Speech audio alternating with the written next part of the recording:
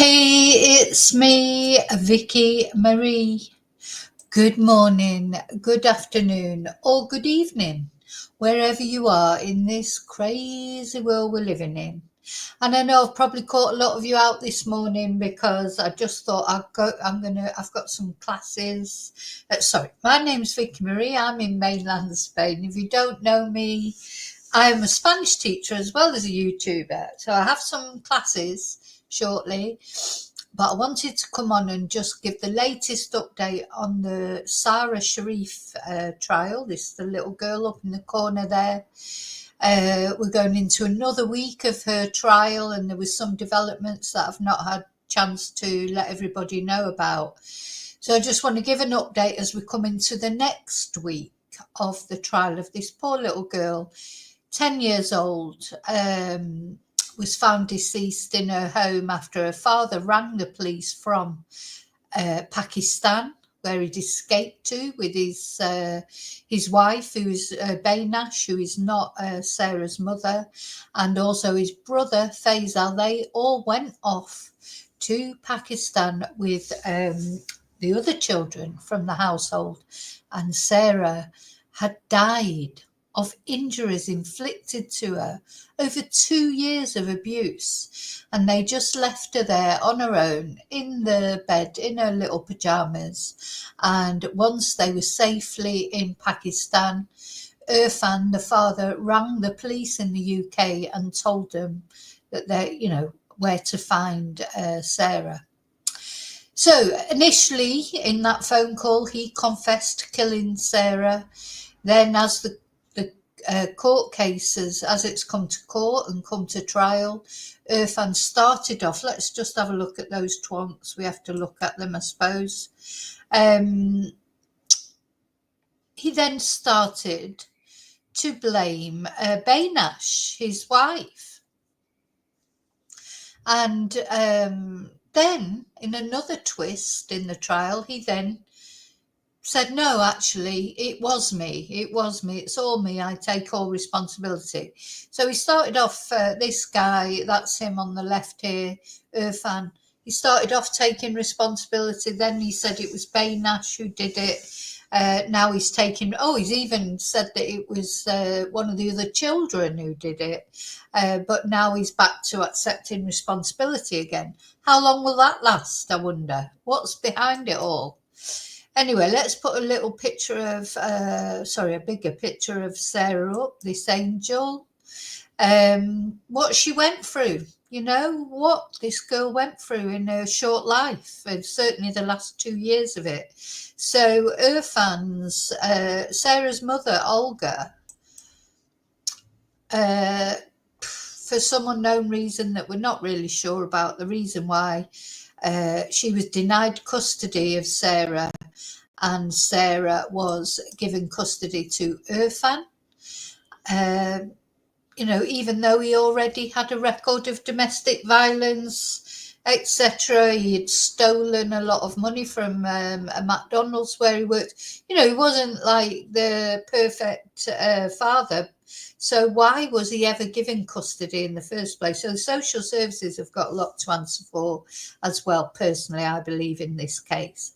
So before she died, Sarah was seen wearing the hijab very often, whereas before that she'd never worn it. Nobody else in the family wore it, and it's thought that that was being put on her to hide the bruises that she had. Other things were she was taken out of school for homeschooling because Baynash, the stepmother, said she was getting bullied at school because of the hijab. So this poor girl, everybody failed this little girl, I think, the social services, her family, even Olga in a way, her mum, because poor Olga, she had to identify Sarah. Apparently she didn't even recognise her. Her face was that swollen from beatings.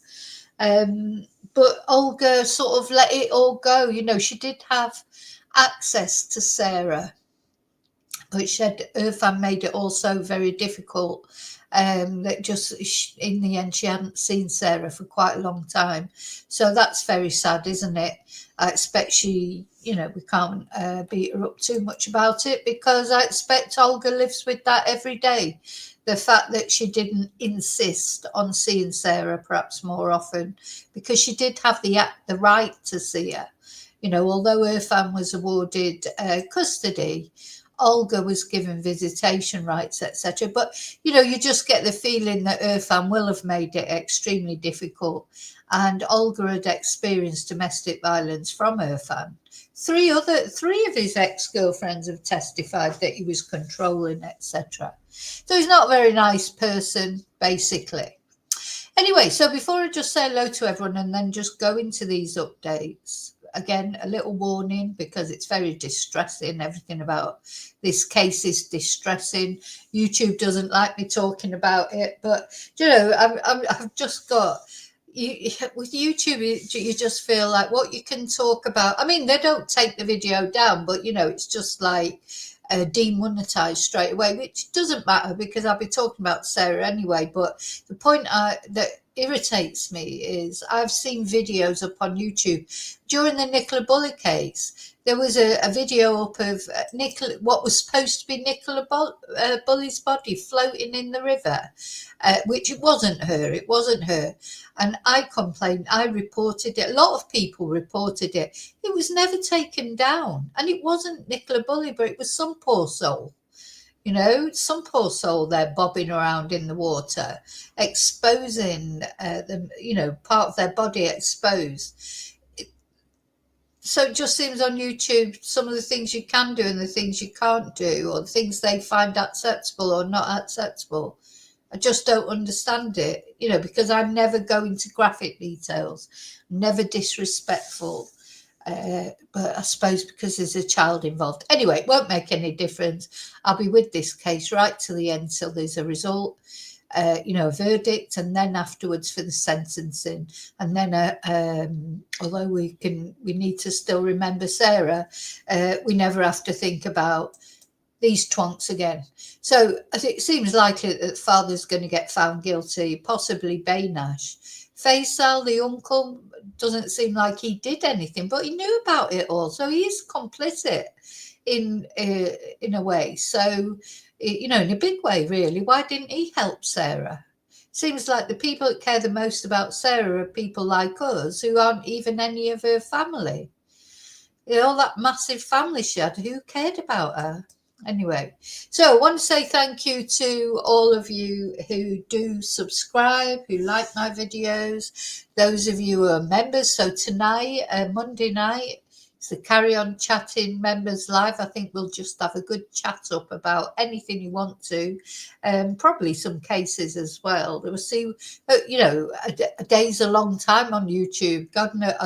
God knows what might come up. I've got one thing already that I want to talk about. Anyway, I don't want to detract from what I'm talking about here. So, and thank you for anyone who's bought me a Ko-fi, sent me super sticker, PayPal me, all the ways you support my channel, emails, nice messages. Thank you so much. Okay, so what I'm going to do now is just say hello to everyone, then I'll get right into it, because I've got a class very soon, actually, in about half an hour. So I haven't got loads of time. Hi, Kelly. Hi, David. Hi, Annie. Hi, Julie. Hi, Moonbeam. Hi, Justice Jane. Hola. No, it's not on Court TV, Jane, because it's in the UK. Sorry, I should have said that right from the beginning. It's at the Old Bailey in London, and although the verdict will be televised, or is it the sentencing that they televise? The sentencing. In the UK, we don't televise court cases at the moment, but recently they have been televising sentencing, so we will be able to watch the sentencing live, but we haven't had a verdict yet. So there was 9 weeks set aside for this trial, so there's obviously a lot to talk about, and we're about 4 weeks in, I think. Okay, so with no more ado, let's get on to it, because as I say, I haven't got very much time, and then I've got to go for a class. Where am I going to start? So I wanted to start with something that's come up, that apparently there's thoughts that Sarah's little body may have been jet washed and dressed in clean clothes before she was put in her bed in her little pajamas. So Sarah, though Irfan is denying it, but you can't believe a word that Irfan says. Sara Sharif's father admits beating his daughter with a pole, but denies stripping and jet washing her body. Oh my God. So Irfan Sharif, his wife and his brother are accused of being all in this together by discarding her clothes and fleeing to Pakistan. Honestly, this photo, it's like ethereal, isn't it, almost? She looks, a little face shining. She's smiling on every photo that you see of her. How was she smiling? How was she putting a smile on her face? Probably because he was stood next to her saying, smile, smile. So he admitted to beating his daughter with a metal pole while she lay dying, but denied jet washing her body in their garden before fleeing to Pakistan. Now this is the first time I'd heard about that. The jurors at the Old Bailey heard that, sorry, I'm drinking my coffee, I haven't even had my breakfast yet, heard that the 10-year-old was wearing clean clothes when she was discovered dead in a bunk bed in the family home in Woking, Surrey, on the 10th of August last year. Let me just make sure that's showing yet. Oh dear, this poor girl. However, her soiled leggings and nappy, because he would put nappies on her. They said she couldn't control her bodily functions. Oh, it's because they used to tie her up for so long. No wonder she couldn't control her bodily functions. Anyway, her soiled leggings and nappy were discovered outside near an outbuilding, and a jet wash also, while packaging tape and hoods were discovered in the bin. So taxi driver Irfan Sharif, 42, his wife Bainash Batul, 30, and brother Faisal Malik are accused of murdering the schoolgirl after a years-long campaign of abuse, which saw her suffer traumatic injuries, burn and bite marks. Now, don't forget, the coroner said her injuries were consistent with a fall from a great height or a massive traffic accident. So this is the home here, and I presume in the back garden is where they found the jet wash, and dear me. So after weeks of blaming Sarah's stepmother, Sharif dramatically admitted on Wednesday to tying the girl up with the tape and hitting her with a cricket bat, a metal pole and a mobile phone, even whacking her in the stomach as she lay dying in Batul's lap. What this man, honestly, we don't go, I don't believe in the death penalty, but I wish we did have the death penalty. If anyone deserves the death penalty, it's this man, because it's not only killing her, but it's, the abuse beforehand, just continuous. The hell that he put this girl through. But I'll tell you what, he's got some big hell coming to him when he, whatever happens to him in this life. I hope he's scared when he goes over into the next one, because he should be. So on Friday, prosecutor William Emlyn Jones suggested all three defendants were involved despite Sharif's claim he took full responsibility. Now, we're going to listen to the phone call in a minute that Bainash, the stepmother, made the phone call to the travel agents to book the flights. We're going to listen to that call in a moment. And they were all present. when that phone call took place. And they all three travelled to Islamabad the following day. So this Mr. Emlyn Jones, or this Sarah in the hijab, which is how she was dressed in the last, few months of her life, and that suddenly they started dressing her in the hijab because cover up bruises, etc. So Mr. Emlyn Jones also suggested the evidence showed that after she was killed, she was then taken to the garden, stripped of her dirty leggings and nappy and cleaned. Yeah, because they wouldn't want to leave her as they kept her. They wouldn't want people to know how she was treated, how she was left in her own, in her own waste. Like, oh God. I mean, it is so distressing. It really is. There was a jet wash out in the garden with her dirty clothes and the rest of the rubbish. Those are the leggings that Sarah died in, entwined with a filthy nappy, bundled up with 2 towels soaking wet. So he's jet washed her. He can deny it as much as he wants, but it seems to me likely that he did. He denied that his brother had washed Sarah in the garden, while the prosecutor pointed to the discovery of Malik's McDonald's uniform, which had been discarded in the bin underneath the homemade hoods. Oh my God, so Malik, he is just Faisal. He's just as guilty as them. They're all in it together.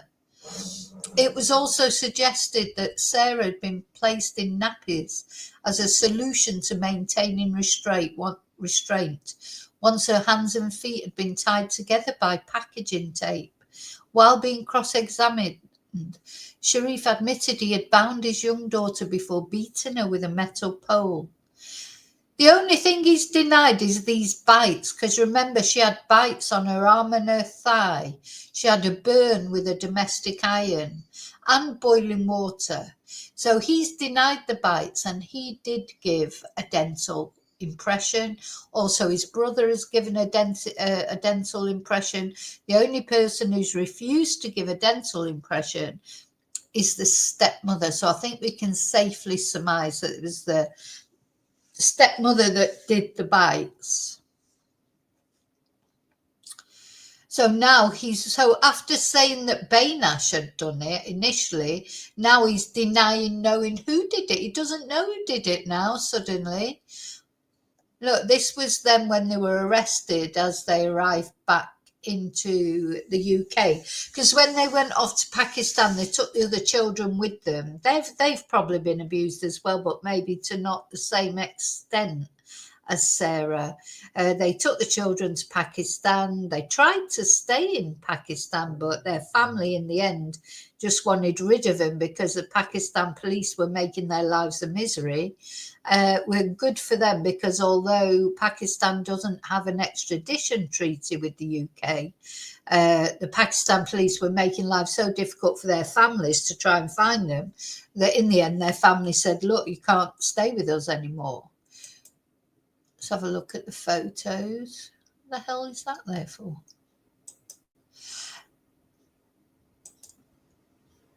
Yeah, this was them being arrested as they arrived back. That's obviously Sarah, that's the house. It's a horrible case. How do I get off that now? Oh, I don't know how to get off that. Anyway, we're going over to another link now, which gives updates on the case, and we're going to listen to the audio call when they rang and booked the flights. Hi, Alfie. Hi, Julie. Yeah, the neighbours have testified and said that they did hear noises, but yeah, once they even went round to the house and Baynash shut the door in the face. But obviously, it's not the neighbours' fault, but it's like a combination of everybody who let Sarah down, isn't it? Her own family let her down. Her own father, even her mother to a certain extent, her stepmother, her uncle, everyone let her down. The neighbours, the social services, the school. It seems like even though there was attention brought to what was going on, nobody did anything about it. It's just, it's horrible, isn't it? I think it's horrible. Okay, so let's have a look what they've got to say in this article, and then we're going to listen. Now, we're going to listen to how calm the stepmother is when she books the flights to go to Pakistan. So where are we? So I think the latest update will be from Friday, yeah. So the cross-examination of Irfan Sharif by Mr. So they've all got separate lawyers. So you've got Irfan, the father, he's got his defence lawyer. Baynash, she's got her defence lawyer. And Faisal, the brother of Irfan, he's got his own defence lawyer, and this is who was cross-examining on Friday. So in the final part of his cross-examination, he asked Sharif about the details of Sarah's injuries, such as tying her up with rope, which he denied, and tying her up with tape, which he confirmed. He stated he was the only one who did this. The other defendants did not help him. He also confirmed that he beat her with the pole. So I feel like now he's realised he's going down or whatever, and he's trying to get the other two off, is he? He's like he's thinking, well, if I go down for it, and then, but, he's trying to lessen the impact now on the other two. So, prosecutor then asked Sharif if his wife Baynash Batul would call Sharif home and he would go home and beat Sarah. Sharif replied this wasn't always the case, but it did happen sometimes. He said he couldn't explain if he was doing this in a lot of temper or if it was controlled. Mr. Jones suggested, oh God, the thought of it, the scene that it creates in your mind. I mean, you better not go in there, but it's hard not to. Mr. Jones suggested that Sharif was called home by Batul and Sarah would already be bound, ready for him to beat. That's the truth, isn't it, Mr. Sharif? The awful truth. Sharif denied this. Mr. Emlyn Jones then questioned whether Sarah had become incontinent or if there was another explanation for the nappies. He suggested that Sarah had to wear nappies because she was being restrained and tied up so she couldn't go to the bathroom. He also suggested that Sarah had a different status in the house to the rest of the children because they weren't Batul's children. Mr. Emlyn Jones said that Sharif's attempts at discipline, in addition to making Sarah's life a misery, also made her behaviour worse. She rebelled against you. He highlighted all the minor things Sarah had done that she was punished for. Cutting clothes. I don't think that Sarah cut clothes, do you? I think if anyone cut any clothes, it was that woman in the middle there, because that's a typical, it is a thing that women do, isn't it? Like, I think there was so much jealousy of Olga. Honestly, I do feel that. I've said it many times, and I think Olga is the key to this. Maybe Baynash was insanely jealous of Olga, and she saw Olga in Sarah. And if anyone was cutting up clothes, I think it was this one. Do you imagine that a girl that's been terrorized by her father, she would have the guts, if you like, to go and cut up his clothes when she knows that he's going to tie her up and beat her with a cricket bat? And she's not going to go. You'd be terrified, wouldn't you? You'd be terrified of doing anything wrong. This is just not right, is it? It's not true, any of it. They just hated Sarah because she was Olga's daughter, my personal opinion. So, yeah, cutting clothes, hiding keys, maybe hiding keys, touching shoes. What? Touching shoes? What, is that a crime now that you get beat for? Is that what you beat your children for touching shoes? Ripping Sharif's documents and being rude, and asked Sharif whether just touching his shoes would trigger another round of violence. Well, I tell you what, I know for a fact, for personal experience, let's just say, when if you are terrified of somebody, you will do everything you can not to upset that person, even when it's so random that you don't even know what will upset that person because they're a nutter.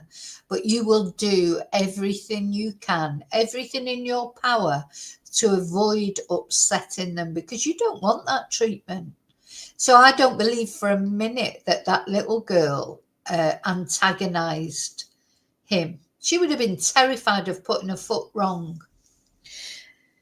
Mr. Jones suggested that Sharif and Batul conspired between them to keep the violent treatment of Sarah secret from the rest of the world. The court was reminded of the evidence given by one of their neighbours, who said she had heard an odd sound, a rattling, as if someone was trying to open a door but couldn't. The prosecutor then suggested that Sharif put locks on the door so he could lock Sarah in, and referred to a message between Baynash and her sister Candela in 2021 where she stated, "He's literally going to break her arm or leg. I'm in the other room, he's locked us out." But Sharif said there were no locks. Mr. Jones challenged Sharif on calling Batul a psycho in court, because he referred to Baynash as a psycho, but he's changed his mind now, she's not psycho anymore. And he asked him whether that was purely confected for the benefit of the jury, to which Sharif replied, "I lied, sir." This man, honest to God, he doesn't know the truth. He wouldn't know the truth if it punched him in the face. I hope it does punch him in the face one day. Sharif said he had used a menacing tone in some of the text messages between him and Batul, which were shown in court. Sharif said that he and Batul were experiencing marital difficulties at the time, to which Mr. Jones said, "You can't divorce Sarah, can you? But you can beat 7 bells out of her, and we know that's what you did." He also suggested that Sharif deliberately disposed of their mobile phones when they fled to Pakistan, denying police access to the evidence that would have been stored there, and this was just another way in which Irfan had manipulated the case. Sharif said that Sarah died within 5 minutes of him getting home, and that it took 1 to 2 minutes from him entering the bedroom until her death. Mr. Emlyn Jones stated that this was still plenty of time in which to call an ambulance, and emphasised there were 3 adults in the house, all with their own mobile phones. None of them did anything to help Sarah. Honestly, I think this is going a bit more away that maybe Faisal is going to be found responsible, the uncle as well. Because really none of them rang an ambulance. None of them tried to help. Did Faisal take Sarah's body outside and hose her down like she was some sort of bloody object? How disgusting. At this point, the Southall travel call was played again. Let's listen to the call. So this is the call that Baynash made to book their flights. Welcome to Southall Travel. My name is Jatin. How may I help? Hi there. I'd like to know about ticket prices to Pakistan. All right. So where in Pakistan you want to go, ma'am? Islamabad. And from which airport? Whichever one's cheapest. Okay. Your travel dates, please. Early as possible tomorrow. And return? Single. Okay. And how many passengers will be traveling? So 4 adults and 4 kids. So 8 people in total, yeah? Yeah, so 4 adults and 4 kids. How old are the kids? So I have a 12-year-old. I think he's classified as an adult. I have a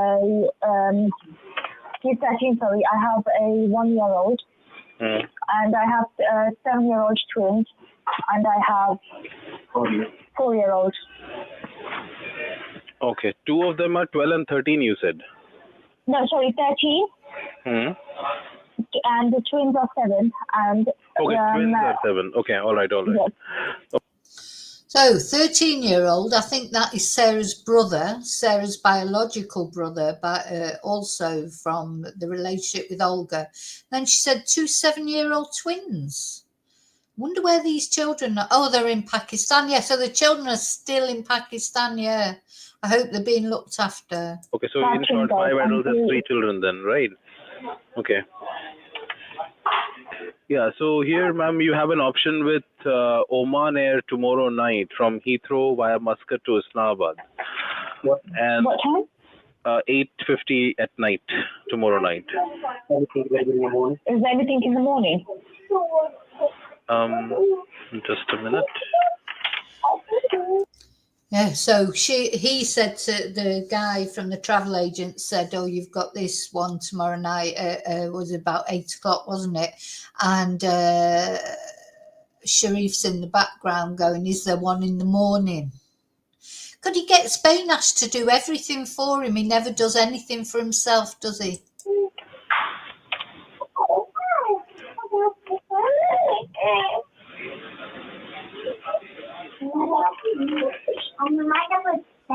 There's a Gulf Airline flight tomorrow morning, ma'am, at 10 o'clock.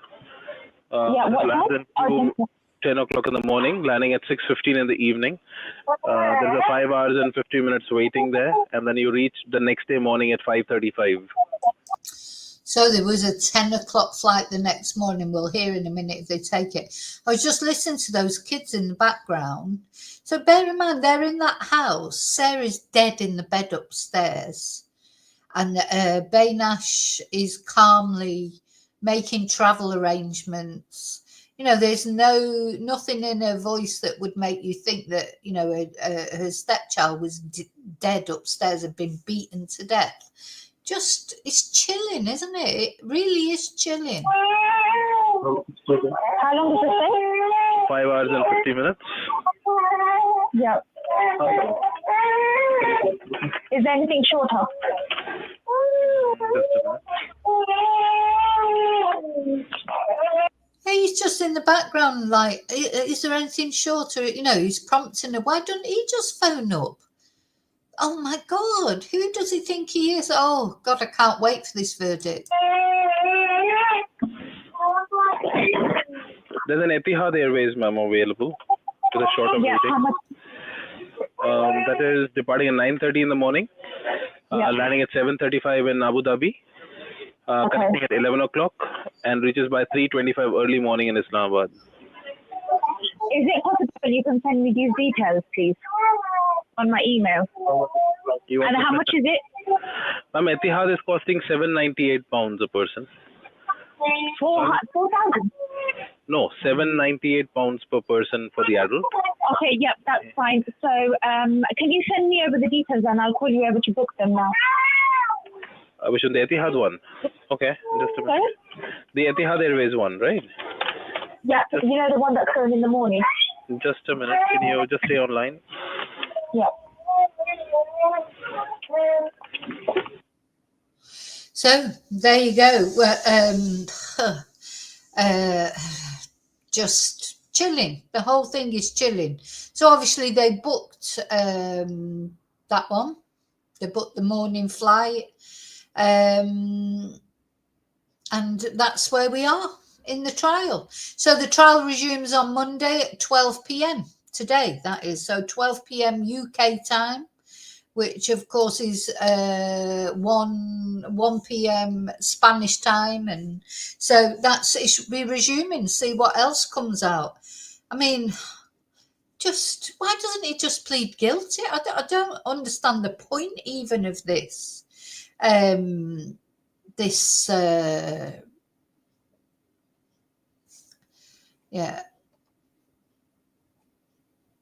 I'm sorry, David, I've got to take that comment out because we're not commenting on cultures.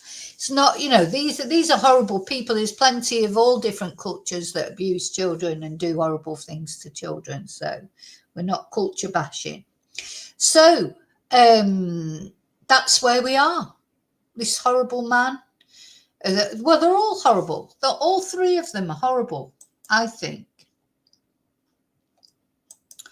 You know, and the more it goes into this, because at first I was thinking, well, Faisal, he's going to get away with this because, you know, maybe he didn't really have anything to do with it.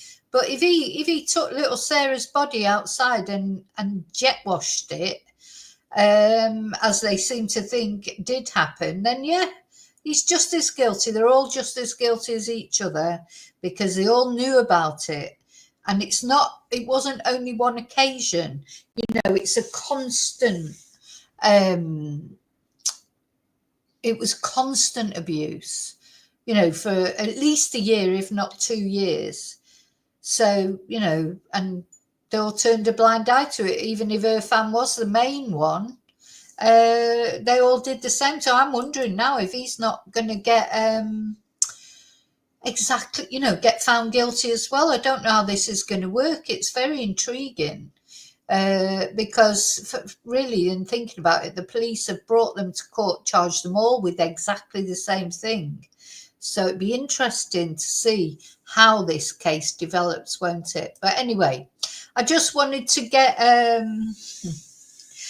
yes, they must have money, Dave. Where have they got? No, you know, imagine if you had to suddenly do a flip.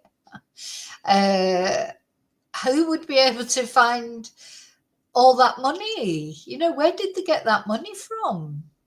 It's a lot of money, isn't it? So £800 a person.